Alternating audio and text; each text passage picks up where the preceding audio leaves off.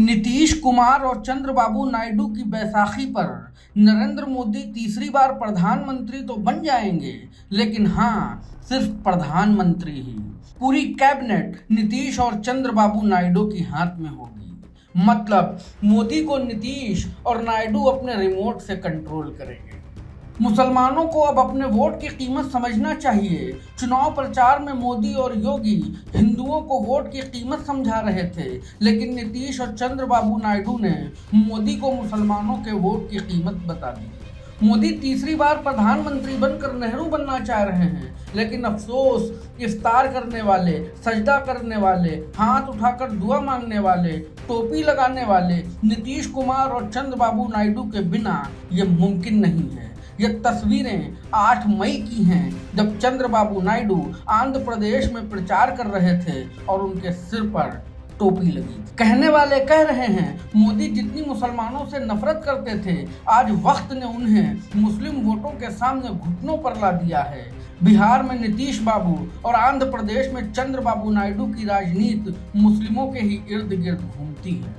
नीतीश कुमार मुसलमानों के साथ इफ्तार करते हैं, टोपी लगाते हैं, कंधों पर मुसलमानों की तरह गमछा डालते हैं, दुआ मांगते हैं। उन नीतीश और नायडू के भरोसे मुसलमानों से नफरत करने वाले मोदी तीसरी बार प्रधानमंत्री बनने जा रहे हैं।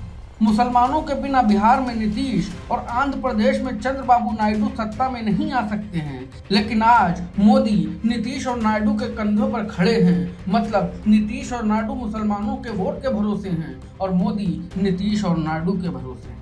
जिस दौर में मुसलमान होना अपराध था, जो मोदी खुलेआम कहते घूम रहे थे कि जब तक जिंदा हूं तब तक मुसलमानों को आरक्षण नहीं देने देंगे, वक्त की मार ने मोदी को मुस्लिमों के मसीहा कहे जाने वाले नीतीश और नायडू के आगे झुकने पर मजबूर कर दिया। मतलब जो मोदी टोपी लगाने से भाग रहे थे, वो मोदी नीतीश और नायडू के आगे सजदा करने पर मजबूर हैं। ये तस्वीरें 2 मई की हैं। इन तस्वीरों को मोदी को गौर से देखना चाहिए कि वो जिसके आगे सजदा करने पर मजबूर हैं। चुनाव प्रचार के दौरान चंद्रबाबू नायडू बिल्कुल मौलाना नजर आ रहे थे। सर पर टोपी लगाए थे, मौलाना वाला कपड़ा कंधों पर डाले थे। 30 अप्रैल की तस्वीरें भी कुछ इसी तरह हैं। यहाँ सिर्फ टोपी और मौलाना वाले रुमाल का रंग बदला हुआ है। ये तस्वीरें देखने के बाद तो भक्तों को मोदी से कहना चाहिए कि हुजूर, मुसलमानों के मसीहा चंद्रबाबू नायडू से समर्थन मत दीजिए। जो मुसलमानों का भला सोचता है, जो टोपी लगाता है, जो सजदा करता है, उसके रहमो करम पर मोदी प्रधानमंत्री नहीं बनेंगे। 28 अप्रैल को चंद्रबाबू नायडू के इस बयान को भी मोदी को कान खोलकर सुनना चाहिए। जिन मुसलमानों को मोदी CAA और NRC को लेकर धमकाते डराते थे, चंद्रबाबू नायडू इसका विरोध कर रहे हैं। जिस आरक्षण को मोदी खत्म करने की बात कर रहे हैं कि जब तक जिंदा हैं तब तक मुसलमानों को आरक्षण नहीं देंगे, लेकिन नायडू मुसलमानों के 4% आरक्षण को सुरक्षित रखने की आंध्र में गारंटी ले रहे हैं। अब सोचने वाली बात यह है, क्या मोदी मुसलमानों के हितैषी नीतीश और चंद्रबाबू के सहारे प्रधानमंत्री बनकर अपनी नफरत वाली राजनीति से समझौता कर लेंगे? क्या मोदी के लिए अब धर्म बड़ा नहीं रह जाएगा? क्या मोदी के लिए अब सनातन के कोई मायने नहीं रह जाएंगे? क्योंकि मोदी नायडू और नीतीश के भरोसे प्रधानमंत्री बनने जा रहे हैं, जो मुसलमानों के हितैषी हैं।